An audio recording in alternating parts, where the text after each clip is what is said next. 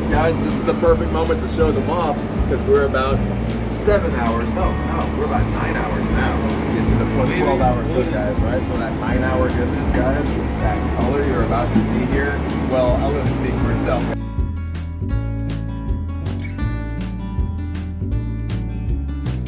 If you can take the heat, this is the result. You ready? 3, 2, 1. Oh. Wow. Look at my dick. Wow. Right? Look at that incredible color, guys, right?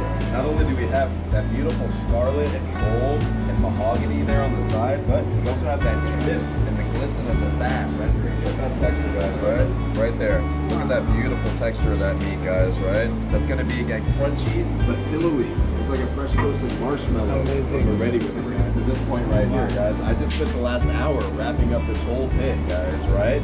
And after we get it into the paper, we're able to increase the temperature, guys, right? We finish it off at about 300 Fahrenheit, and that's going to be, again, perfect for bringing up that internal temperature of the meat.